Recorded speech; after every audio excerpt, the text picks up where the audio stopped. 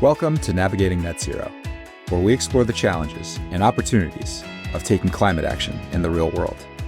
Each episode, your host Alexia Kelly sits down with leading climate change professionals and experts for honest conversations about what it means to make net zero a reality. Thanks for joining us. Let's dive in. Hello, everyone. Welcome to the next episode of Navigating Net Zero. I'm your host, Alexia Kelly. Thanks for joining us today. We are here with a longtime friend, colleague, and climate hero of mine, Chris Davis. Chris has been on the front lines of high-impact climate and conservation action for 2 decades, with a long and storied career spanning government, industry, and civil society. He led, most recently, Amazon's international sustainability policy practice, helped pass landmark clean energy and carbon pricing legislation as Governor Jay Inslee's chief climate and energy policy advisor in the state of Washington here in the United States, and spent years in conservation finance at the Nature Conservancy. With us today, Chris is a senior fellow at the High Tide Foundation. So he joined our team just now a year and a half ago, and has been helping to lead a new initiative focused on climate action mobilization and transparency, which we are excited to talk more about today. It's called the Task Force for Corporate Action Transparency, and really was born out of, I think, our respective experience doing this work in the real world in companies and really finding ourselves stymied by some of the lack of clarity in the guidance that's out there and kind of key questions that we were having a difficult time answering both for ourselves and more broadly. So really excited to dig into that today. Chris, thanks so much for joining me. Alexi, it's great to be here. Thank you for the invitation. Really excited about this conversation. So Chris, can you tell me a little bit about your previous role and work, both at the state of Washington as a policymaker and then more recently at Amazon leading public policy there? Yeah, thank you. Happy to do that. As you said, I headed over to Amazon to head up the international public policy team, particularly our sustainability practice there. Amazon has 3 public policy teams. And at the time I joined, there was one person doing public policy and energy and sustainability across all 3 of those teams. The company had just made a series of very ambitious climate commitments publicly, including their 2040 net zero goal, and aim to put an enormous amount of electric vehicles on the road, their renewable energy goals. There was a real energy around how to sort of point the ship in a new direction when I arrived. It was also the era of the Green Deal, when a lot of really far-reaching policy around sustainability, clean energy transformation was emerging out of Europe, which is Amazon's second biggest marketplace. So there's a real sense of this being an opportune time to work on public policy and to sort of explore where Amazon's climate goals had a lot in common with the kind of prevailing trends in public policy around sustainability. So it was a really great chance for me to sort of come in and bring some of the expertise I had from the public sector, but also help kind of expand the public policy agenda for the company at the time. Prior to that, as you mentioned, I was the climate energy policy advisor for the governor here in Washington State. Folks and fans of this podcast and trackers of clean energy in general will probably know Governor Inslee is a dyed-in-the-wool champion of climate action and progress. It was really the dominant theme for his now 12 years, actually, in his administration. And I had the honor to sort of help lead his legislative agenda, drive a lot of proposed and ultimately successful legislation through the state process here, while also doing a lot of work that he did and led internationally to sort of position Washington, as he used to like to call it, a subnational leader of climate action. So a great chance to do that from the public sector. Yeah, and certainly subnational leadership in the United States in this day and age is more important than ever, and I think has always played a really important role in helping kind of front run and set the stage for what we hope will be eventual federal policy on some of these issues. So I actually want to talk for a minute about disclosure, because I think it's one of those things that we hear a lot about, but people don't, I think, fully understand and appreciate how dynamic and challenging the environment that companies are operating in. And you mentioned Amazon is obviously a huge global company with operations all over the world. How, from the public policy team's perspective, were you managing both the sort of emergence of all of these new disclosure requirements that have evolved over the last couple of years? And how do you think about that in terms of where sustainability teams are now spending their time and energy as we're working through this whole new set of rules for companies around corporate climate disclosure? Yeah, obviously for a company like Amazon, it's a really tricky question. I came into Amazon at the time, there were probably the annual emissions rate was probably around 60 million tons a year for its scope 1, 2, and 3 across the globe. That puts it bigger than roughly a third of the states in the US. I came from Washington State, which had about 100 million tons, so wasn't too far from the size of a state, and frankly larger or comparable to even some small country emissions. And also no less complex. I mean, you're talking about a company that has deep engagement in data centers and delivery and video streaming and really the widest range of activities with a supply chain that truly and literally spans the globe. So as CSRD and in Europe and some of the additional SEC related and then ultimately state level disclosure requirements started to come out at about the same time that I arrived, in some ways the company was really confronted by some really conflicting winds. On the one hand, a desire to leverage its size and scale and talk publicly, and in doing so, try to catalyze actions from others to follow it. So a big part of what Amazon tries to do with its scale. So a desire and impulse to share and to encourage and catalyze others' action, take advantage of some of the things and learnings that Amazon was doing. At the same time, the uncertainty around those requirements and what they would mean, the inconsistency of reporting demands from one jurisdiction to another, obviously introduces a great deal of risk. At a company like Amazon, you also have a lot of really decentralized operations in addition to holdings, right? A company like Amazon invests in a lot of smaller companies as part of its growth strategy. And so the process of integrating those investments and managing those sort of decentralized operations in a way that provides consistency on reporting, consistency on data treatment across different geographies, across different business lines, super complex body of work. When I arrived, the overall sustainability team in Amazon was pretty big relative to a lot of companies, maybe close to 100 people. By the time we got ready to start handling the various disclosure and transparency requirements that were increasing, that team probably increased by 40 or 50% just to begin to think about handling those reporting requirements. So a non-trivial kind of investment in internal data management and staffing and expertise to figure out how to do this effectively. I think this is such an important both tension and challenge for our space right now. Is you hear, if you talk to any corporate sustainability professional, one of the first things they'll say is, man, we spend a lot of time reporting. It is a huge part of what comprises the work of a corporate sustainability professional these days.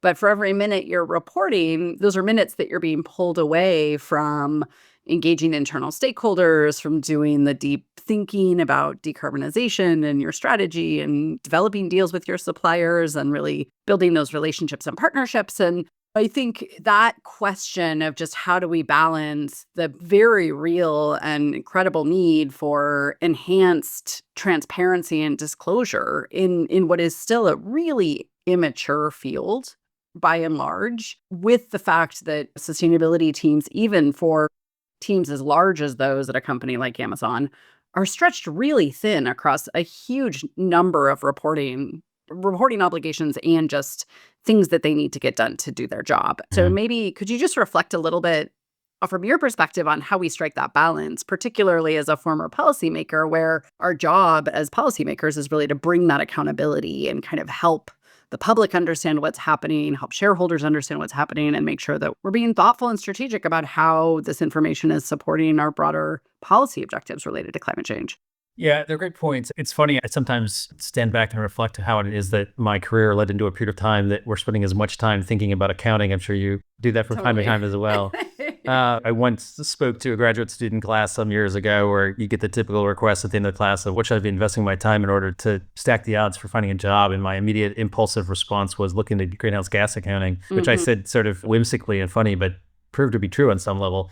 Yeah, look, when I headed into Amazon, after sort of getting a chance to really build out a team, which was an exciting and really great opportunity that I'm glad I had the chance to do, I began to focus a lot on some of the kinds of policy issues that sort of fell between the geographic cracks. And these questions that we're talking about, disclosure and about reporting, and more importantly, the institutions that companies respond to and look to for guidance on how to do it. This stuff is policy. We're talking about the NGO world, but these are NGOs that are stepping in where there isn't public policy to help establish rules and to shape the guidance that will drive companies to take action. And that is effectively what policy is about. In the US and Europe, policy is usually subject to process and input and hopefully leads to the best possible outcome. It gets improved over time. We amend it and we evolve.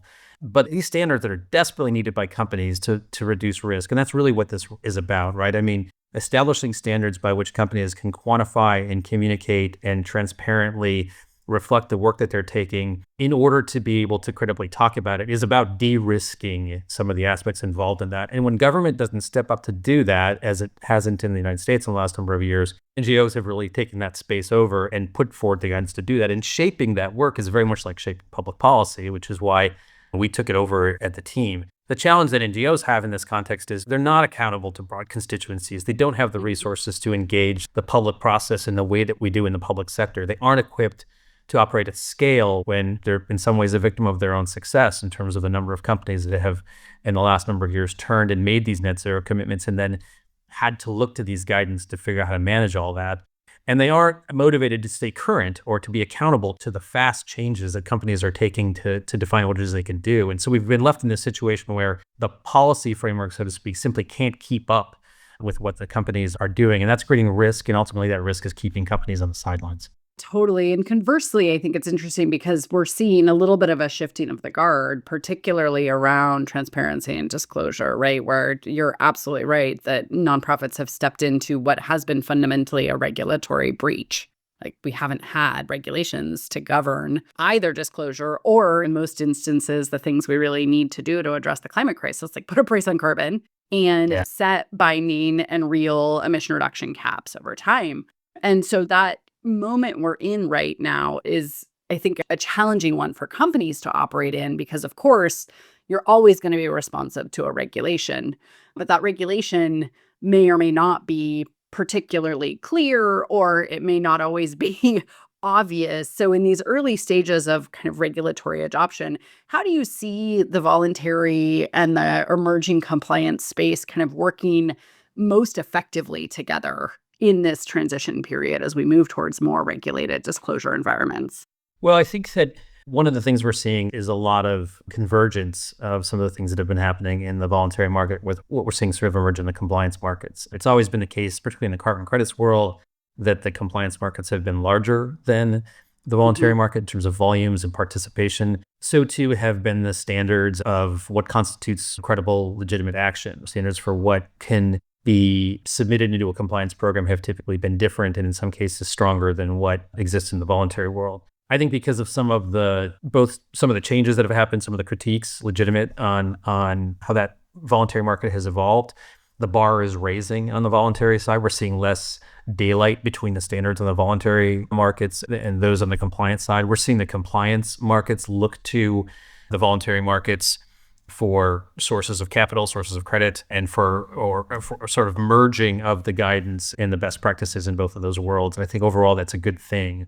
When you go to the international conferences these days, if you're in London Climate Week, if you're in New York, and you're listening to how some of the government agency ministry leaders who are starting to develop market-based trading systems or the compliance and disclosure systems that are behind those that are used to substantiate and validate the use of those market-based instruments, you're seeing a real lack of a distinction between voluntary and public compliance. You're seeing a merger of those things, which I think overall is generally quite healthy. Absolutely. Based on your time at Amazon, what was most surprising to you about your time there, and kind of where were some of the biggest challenges that you ran into when you were trying to think about how you move a globally distributed supply chain and really implement deep decarbonization at scale? Yeah, it's a great question. I mean, two things really stood out to me right away moving over to Amazon. One was the degree to which business needs to go faster than policy. So when I was at the governor's office, we spent a lot of time crafting and designing ideas for legislation, bringing companies together, facilitating discussions, and generally trying to persuade and cajole support from companies to support legislation, hopefully good faith efforts to make that legislation and proposed bills as strong as possible, but designed in a way that they would support it to ease our path to the legislature. So we're sort of used to that effort of kind of bringing companies along. I went to Amazon and very quickly learned that by and large, having made these big public-facing commitments, the prevailing perspective there, the government wasn't moving fast enough for us. Policy making's too slow. If you're going to deploy 50,000 electric vehicles in Europe, you need a public charging infrastructure system that works and that is planned out. If you're going to fulfill your renewable energy commitments to run all your data centers in Japan on renewable energy, you need access to the public wholesale market. And those things didn't exist in their policy solutions. And so a company like Amazon is planning constantly and needs these things in place tomorrow. And that's in part what leads Amazon and many other companies to look to markets, which is something we can come back to, as a possible solution to scale and speed that they can't get out of public policy.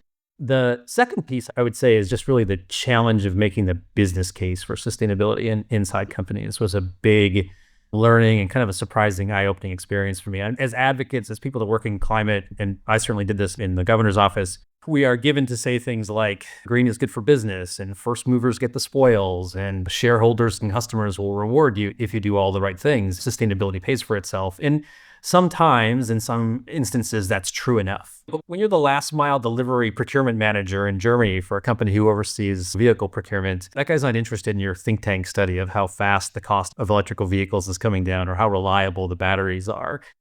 That guy owns a balance sheet and he's got metrics he's trying to respond to. He's got to deal with cost of operation and timely delivery. And what you're asking him to do is take on risk to those metrics by doing something new. And so when you're doing that, you're not going to prevail on sort of generalities about first mover advantages and stakeholder interest and sustainability. You've got to think about this differently. And so the most effective sustainability people inside these kinds of companies are people that integrate closely with the operations teams who are thinking about sustainability and how it creates value in the same terms that the company thinks about how it creates value. And thinking about how to build that business case and support it was a really eye-opening experience, and one that I think we probably could all benefit from going through, because you begin to learn what kind of advocacy and championing our sustainability friends in these companies have to do in order to get companies to move. Yes, all of that. Such great points. And I think that change management piece of things, as we've discussed before, it is consistently undervalued and under-recognized as a core part of this. But I actually want to double click on this point you're making about profitability too, because profit and revenue is still what drives 99.5% of decision making in companies. It is really profit is king, profitability is king. It is the metric by which executives are evaluated. And if you cannot demonstrate that you can reliably deliver growth, then you will lose your job. And I think in the early days of the energy transition, we saw that, right? With some of the more forward-leaning utility executives like David Crane and others who really were on the vanguard and were helping break incredibly important ground. But they were so far ahead of the pack that they got punished for it. And personally, I think particularly as we're entering this challenging part of the transition, we do ourselves as environmentalists a disservice by pretending like that's not the case. So what were some of the tools that you guys used internally when you were asking either business units or other executives in other parts of the business who are not eat, sleeping, and breathing this? How did you convince them to do things that were both more risky and less profitable than the status quo? Yeah, it's a challenge that we all face. Certainly just wasn't the public policy team. Everybody who has to build a case for investment inside a company like that, you learn basically what the terms of value are and how to demonstrate them. I mean, Amazon has a very short period of time in which you need to demonstrate a positive NPV for an investment if you're going to go off the sort of conventional the pathway. And so on the one hand, you learn those things. From a public policy perspective, I think a couple things are true. I mean, I had the chance to build out a team of folks, which was a great opportunity. Given the Green Deal, given kind of some of the things that were emerging out of Asia, it became very evident to people very quickly that even me working on my sort of Alexia Kelly scheduled 20-hour-a-day work schedule, I couldn't keep up with developments in both those continents. And so we built out a team of about 15 to 16 people, put people in countries and gave them license to start working on these things. And it was a really exciting opportunity to sort of, on the one hand, expand our capacity to push and shape for emerging policies in these key places, but also build a set of advocates inside the company who could work with their partners on the operations team and help them understand what the policy-based options and opportunities were. It took a long time to do that.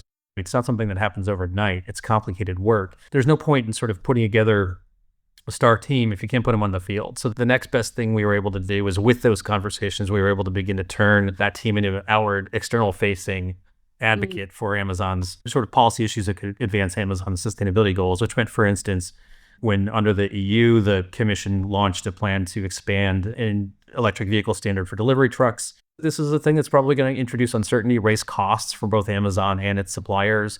But we got the company to think about the long-term value of a policy that would drive technologies to market and over time lower the costs of those technologies faster. In Amazon, you have the advantage of sort of invoking long-term thinking, which is something the company prides itself on. And so a short-term opportunity that meant we were probably going to incur costs, but might incur savings over the long term, is a storyline you can navigate and think about value. Similarly, under the developments of the UN, when they began working on the International Maritime Organization's goals to create a framework for charging for carbon pricing internationally, we were able to get Amazon to take a position. I went to London several times to testify in front of the IMO, which is really novel, right? We're in a lot of companies there, in part because even Amazon, as big as it is, moving a lot of containers of goods from China to the United States isn't big enough to necessarily drive change across the entire shipping industry. And so we needed a policy framework that sort of would move the industry over time. And so again, thinking about that long-term relationship, but also recognizing that in taking positions like this, we're going to navigate short-term headwinds in the form of people asking why this is going to be costly, and the ability to sort of demonstrate and balance and communicate that trade-off between near-term costs and long-term transition became really key for us. Yeah, absolutely. And that long-term transition, of course, being imperative to continued ability to operate your business profitably in a significantly climate impacted world. And I think that's something that we're really bad at pricing and figuring in, particularly because folks sort of think, oh, that's 10 years or 20 years, which is well outside of the planning horizon of most companies that are driven by quarterly profitability and earnings reports. That's right. And so that, I mean, kudos to you guys for being able to bridge that gap, and to the companies that are sort of willing to take that longer view and say, oh, no, this actually is going to be in our company's long-term interest to get this done relatively quickly. In terms of coming back to the kind of accounting question, and yes, who knew that greenhouse gas accounting was going to be the thing that everybody in sustainability was talking about for the last 3 years? Do you have examples of places where you guys were looking at the greenhouse gas accounting kind of rules and wanting to do some things and just not being able to make them fit together? Yeah, I mean, let me give you a couple of examples where I think, and I'd love to get into this a little bit and talk a little bit about sort of what we're putting forward under the TCAP framework that you referenced. Some examples of where I think the guidance that we have today falls short and what we had to contend with there. Maybe let's take two common scenarios where the current frameworks kind of give the wrong incentives and don't allow a big company like Amazon to use its scale. Imagine you're a company with a widely extensive franchise network. You own contracts, or you own or you contract with lots of small outlets across the geography. Maybe they're fast food, maybe they're small retail outlets, much like Amazon had. The current standard today tells you that if you want those operations to run on clean energy, you basically have to procure clean energy for all those tiny little slices of demand for energy. It's expensive, it's impractical, it may not even be possible in many places. What you as a big company want to do is simply be mindful of the climate impacts of all those different places, and then create and build big clean energy projects at scale that are cost effective and efficient, and that are at the scale and magnitude of your impact, so that there's a relationship there. The guidance doesn't let you do that. And so our current system is really impractical and inefficient for companies like Amazon, who have small, widely distributed, decentralized operations, which turns out to be true for a lot of big organizations. Another real example that we would encounter is when a company faces a green technology that simply isn't widely available in the marketplace, right? So yeah, let's imagine many of them.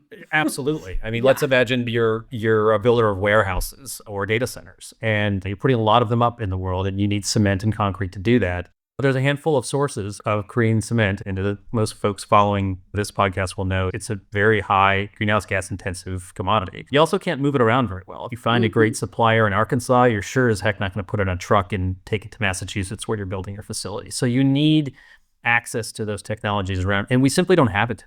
Right? We just simply don't have widespread geographic access to the kinds of technologies that we need. This just makes it really hard for companies that even do want to do this to practically do it.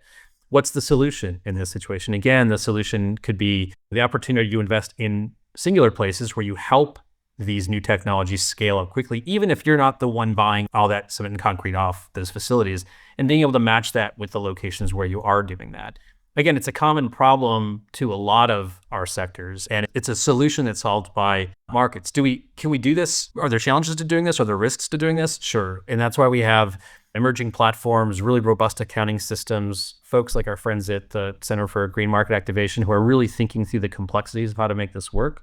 But what you fundamentally need under all of that is very clear guidance about how do we quantify, how do we transparently communicate, how do we consistently reflect what we've invested in, what we've done with it, and what it's achieved in a way that is consistent and transparent across companies. We haven't had that in place, and that's what we're now starting to bring forward as a sort of precursor to being able to scale these kinds of approaches. So Chris, you and I have been working intensively together with support from High Tide Foundation and a number of other nonprofit partners and entities to really think through what a common sense approach to addressing some of these very real accounting challenges that we grappled with in our previous roles as corporate sustainability executives. And we've been hard at work putting pen to paper and developing a set of new guidance. So at Climate Week, just last week, we launched the Task Force for Corporate Action Transparency. Tell me a little bit about what we affectionately call TCAT, what it is, what it tries to do, and why it matters. Thank you. So TCAT, the Task Force for Corporate Action Transparency, is the name of a new initiative that began more than 18 months ago to address gaps in existing GHG accounting guidance. At the time, you and I and many of our colleagues were working within corporates and deeply involved in helping to think through exactly what kinds of actions companies should be taking. And we were finding that the standards didn't provide the clarity or the comprehensive instruction for the full range of activities that many of us were thinking of undertaking to help our companies address emissions. And so this initiative has grown over time, now includes a range of NGOs. It involves experts in GHG accounting from corporations themselves. And we are working together and have been focused on the shared goal of developing third-party assurable guidance that can spur and drive meaningful action and lasting impact on climate at a larger scale than we've been able to do to date. And as you mentioned last week in New York, we released the first two guidance documents that we've developed together. The first of these is called the Mitigation Action Accounting and Reporting Guidance, or the MARG. And the second of these is the Target Accounting Reporting Guidance, or the TARG. Together, these two documents really sort of step up and fill some of the gaps on how to quantify, characterize, and ultimately report that wider range of things that many companies are taking on. We see the guidance documents we've put forward as foundational. They enable a lot of very basic, clear, transparent reporting, but also complementary to many of the standards, both GHG accounting and target setting, that are already out there today. And our goal has been to develop work that could be integrated into or inform some of the consultations that are underway with those various standards right now. To that end, we designed this to be third-party assurable, which means that we are developing it at a level of specificity and clarity that a company abiding by this guidance can take it to a third-party auditor and have it assured, which gives it a level of credibility and transparency. We've also really thought hard about how to design this in a way that it's policy neutral. We don't tell in this document companies about what you can or can't count or what should or shouldn't count towards a particular target. We simply say, if you're going to engage in these kinds of activities, this is the way to bring forward, characterize, quantify, and report that information. And so in that sense, we're kind of creating a foundational framework upon which other standards can sort of build. And we're closing gaps that have kind of persisted over a number of years and really held companies back. So, Chris, as someone who is allergic to reinventing the wheel, how does this guidance fit into the broader landscape of alphabet soup that companies are swimming through right now? And why did we think it was worthy of writing a whole new set of guidance, given kind of where we are more broadly at this moment in time? Yeah, it's a real and legitimate concern. Companies are grappling with a lot of sources. There's been a lot of frustration in the space. And so many different folks have begun to put together ideas and put pen to paper. We began by really thinking, again, how do we inform the existing consultations? And when we sort of sat down to do that, we realized that there were enough gaps that we wanted to kind of bring a comprehensive approach. And that's what we've done. Today, there's a proliferation of actions and options out there for companies to act, right? We have book and claim systems for hard to abate commodities like steel and cement. We have a rich array of carbon credits that are now coming together with integrity verification from international bodies and third-party auditors. We have new types of nature-based solutions and technological solutions for carbon removal. But meanwhile, we have these debates that roil about how much of each of these things should count in a particular way. And we felt, as a collection of practitioners who were grappling with this, that we needed to step back and create something foundational, something that sort of covered the full breadth of those things, and simply went as far as to say, how should we characterize and quantify and report these? And so in many ways, in support of the individuals in these companies who are tasked with building these internal business cases to get companies to invest in these things, we saw this as an opportunity to reduce some of the risk of uncertainty that those folks feel and experience when they're trying to sell companies on making these investments. And the response internally is simply, we just feel too much uncertainty about whether these tools will count and how we'll be able to use them. And so this is the space that we've been able to step in to try to address, and look forward to the chance to sort of bring this thinking into some of the existing consultations that are underway with various standards today. I think we're also entering a new era of accountability and transparency expectations as new regulatory and disclosure systems come out and are put into effect. And we're really needing a way in which companies who are saying things publicly can get that third party assurance of what they're disclosing publicly, particularly, I think, in the political environment that we're operating in the United States today. And so having that assurability protection to me feels really important. When I went to report on all of the things we were doing to decarbonize our internal operations and invest in high integrity credits outside of our value chains, when I was in my previous role, I actually couldn't find third party assurable guidance in existence. And so that really was a big part of the impetus, I think, for this work. And part of the reason that you and I said, look, it's probably worth actually putting pen to paper to fill what is a really important gap that is holding companies back from investing and moving forward with assurance and confidence in the full suite and breadth of mitigation actions that we know are necessary and that the science is really telling us need to be on the table. And so when we were negotiating the Paris Agreement, transparency was the mantra. And so we really approached this effort with that spirit, which is transparency builds trust and trust builds scale, as my boss, Richard Lawrence, likes to say about markets generally. And so putting those pieces together really is intended to be additive to the broader kind of set of guidance that's emerging, and also to help people navigate what is an increasingly, as you point out, complicated landscape of mitigation opportunities and intervention types. So tell me a little more about who's involved, what's going to happen next, and where folks can find out more information about this. Yeah, I think you made some great points. I think the first thing to realize here, the goal has never been to ensure that companies produce beautiful emissions reports and submissions to their compliance. This is about, our North Star has been really about unlocking faster, greater corporate climate investment. And so we've put forward this guidance. We're now looking forward to several months of testing it. We're going to be working with a cross-section of companies who will be sort of pilot testing its various aspects, working through how some of the planned and past taken mitigation activities fit into a new reporting framework, and really sort of test driving this to make sure that it is fit for purpose and serves companies across the range of activities that they're taking on.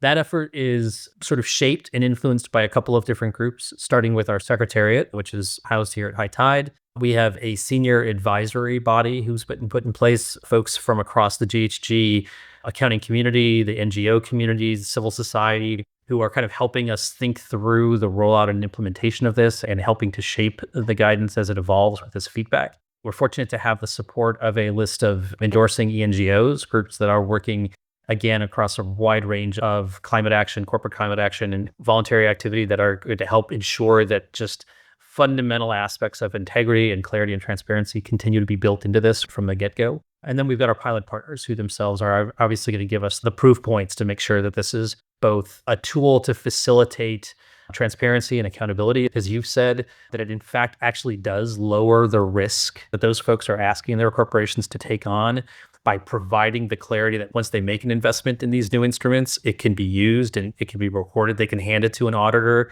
and that auditor will know what to do with it. And so those are really critical components of our sort of long-term success plan, is how all those different kind of stakeholders from different perspectives have a view on this and kind of come together to make sure that what we're producing has both integrity and practicality.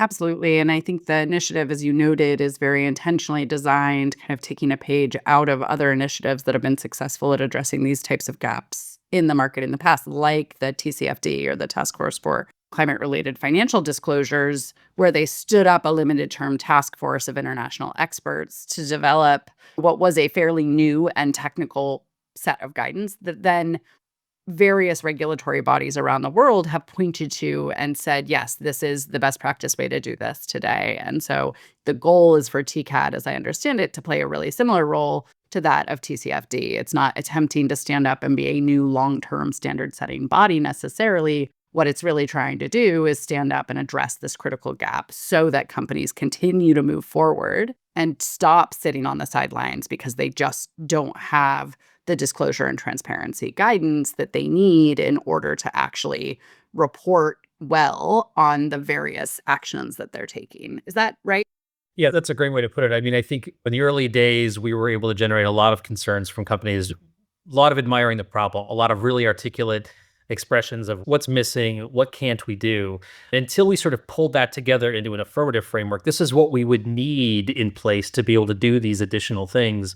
We didn't really have a constructive voice in some of these processes. And so, to your point, while we have put together this structure because this is a complex piece of work and we want it to stand on its own, our goal here is to really, as I said earlier, to inform existing processes and consultations that are underway by the established bodies. And so the win here is to really effectively integrate it into and ultimately successfully influence and shape those in ways that we could see those standards really fill those gaps over time. And a kind of temporary but well-established structure to do that is the model that we landed on and does draw from some of those prior examples that you mentioned. And I think the goal, another important point, is that the guidance will be fully third-party assurable on day one. So there is a public version 1 available on the website. That is the version that companies will be testing. So as a company who's interested in trying to understand, I'm undertaking a bunch of mitigation actions. How do I report them? You can go and download the mitigation action and accounting reporting guidance and use it today, hand it to your auditors, and do that mapping exercise. And so that we think is an important value add because we are seeing increasing green hushing happening. And we're also seeing companies in this moment of transition sort of say, well, I'm just going to go write my own rules. And frankly, I don't think that's a good outcome. And we really, if we want to build markets and we want to mobilize institutional capital and we want to scale action, we need a standardized, consistent, and comparable set of guidance that companies are using. And so I think that this set of guidance is particularly important because it really does provide the foundation for that. And I think there's lots more to come as we help companies continue to navigate this very murky space that we're occupying. And as we get closer, hopefully, to international convergence and consensus around what right looks like when companies start thinking about, okay, what am I saying about all of the things that I'm doing? So I understand that's not an explicit objective of this set of guidance, but maybe you can just say 2 more words about that and why that is. Yeah, I think it's a really important distinction. We're at a moment in time right now where there's just incredible urgency for this. The doers inside these organizations who are working hard, who are sort of driving these new solutions, are facing a real significant range of challenges. The politics of our moment are obvious, but all this uncertainty about the standards, these sort of circular firing squads that pit various actors in the climate community against each other are really kind of creating risk for companies who do want to step out and take action. And so there's a real hesitancy to invest because of this uncertainty. And the risk that I see is that if the doers in this field, the buyer coalitions, the credible project developers, the climate fund managers, entrepreneurs, the advocates for corporate action inside these companies continue to have to sort of overcome this uncertainty risk on top of making all the other dimensions and cases that they have to make to get action. We've been working with a lot of the advocates and companies whose job it is to sort of sell the internal business case for this and to raise support for these. And the politics that they're facing are obviously a real hurdle to them, but so too is the sort of the circular firing squads of various aspects of the climate community arguing about how all these new instruments should be counted. And so if we can, through guidance like this, if we can reduce some of the risk that those folks experience trying to build this case internally and lower some of the barriers that they have to come over, then we'll open up the opportunity for companies to make more investment, and that's going to be a big win. Absolutely. And I think one of the things that's worth noting that we did in the guidance that I was frankly sort of surprised that no one had done before is really set out clear transparency and disclosure requirements for the full range of environmental attribute certificates that companies are using. We talk to companies all of the time who say we have to use these. We have to use market-based accounting to reduce our scope 3 emissions. We have to use transferable instruments so that we can enter into contracts and pay for mitigation that is not happening at facilities that we necessarily own or control. And because I think of some of the stigma around those instruments, we haven't had really good, robust reporting and disclosure rules around them. And that needs to change. And so one of the big things I think that's included in this guidance is a level of detail that we just frankly haven't seen before around the various types of environmental attribute certificates that companies are using that we know are not an optional part of their decarbonization strategies, but that we've collectively really struggled with how to define in the past. And so that will come into, we hope, new and emerging regulatory disclosures, certainly actively working with the state of California and the disclosure regulations there and other places to really make sure that we are building that foundation of transparency, because it really does matter. Transparency is what enables accountability. And so across the board, in addition to helping companies take more decisive action, we really do want to build that full transparency system that is similar to the transparency system that we built under Paris and for the Paris Agreement, because voluntary action is going to be more important than ever. And because we don't have one unifying global regulatory framework or body who's calling the shots, getting that really consistent set of transparency infrastructure in place feels particularly important. Yeah, I think you're touching on so many really critical, important things. And I think one sort of theory in response to this, I mean, look, some of these strategies and tools are complicated, right? And there have been bad actors on some of these kinds of instruments in the past. And so there's legitimate concerns about if we're going to use these things to demonstrate progress and to really address this crisis, we have to know that they're doing what they say they are. But one response to that concern has been to really try to cramp down on what companies can do and really define tightly what circumstances should be in place before a company uses an environmental attribute certificate, like you're saying, or applies a carbon credit. The approach that we're trying to take is like, look, it's not going to help us. It's not going to accelerate the progress that we need to accelerate if we're really putting tight circles around where companies can do this. Let's solve the problem by adding the transparency, by creating continuity and consistency among companies that are doing this, by extensively documenting all the information that civil society needs to evaluate the efficacy and the integrity of these instruments. And let's solve the problem that way, in a way that actually makes sure that we're raising the bar and not just simply narrowing the field of options that companies have to take in front of them. Well, exciting times. So, Chris, what's the timeline for piloting, and when is the final version of the guidance going to be updated and issued? So we're entering into our two-phase pilot process starting now that we're on the back end of Climate Week New York. We hope to complete that pilot process in the start of 2026. We're also going to undertake a public consultation that'll allow other stakeholders to go deep dive on the document and give us feedback on changes and improvements that we can make. We'll seek to then update that and release a new version of the guidance later in 2026 and bring a new version into next fall. So looking forward to taking that forward then. Lovely. So just to make sure that everyone is crystal clear, the first version of the guidance is out and available for use now for third-party assurance and disclosure purposes. And then an updated version will be finalized by the end of 2026, which will be V2. That's right. Great. So Chris, thank you so much for coming to talk with me today about this important initiative and for all the blood, sweat, and tears that has gone into it and the internet memes. Tell me a little bit, just in closing, what are you feeling most optimistic about these days and what's getting you out of bed in the morning? Well, I think of that. There's a great line from the great science fiction writer that the future is here. It's just unevenly distributed. We're living at a time when there's so many solutions around. There's so many ways that companies can make progress, as we've talked a lot about today. And so there's this acceleration. At the same time, it's urgent, right? And so it's a critical time. And so what gets me up is the chance to really work on these things every day. A lot of people do work and they don't really have a reason for what they're doing. And there's no judgment, but everybody chooses a career path for their own reasons. And I feel a sense of honor to be able to do work that I find meaningful and that we all believe together can provide a path to real impact. That's what gets me up and going, is this huge moment of opportunity despite the challenges in front of us. Couldn't agree more. Well, thank you so much for joining me here on Navigating Net Zero, and looking forward to continued collaboration and discussion. It's been great, Alexia. Thanks. That's it for this episode of Navigating Net Zero. If you enjoyed the conversation, be sure to follow or subscribe, and help us spread the word by sharing this episode with your friends and colleagues. Thank you for listening. Until next time, be well and keep up the great work.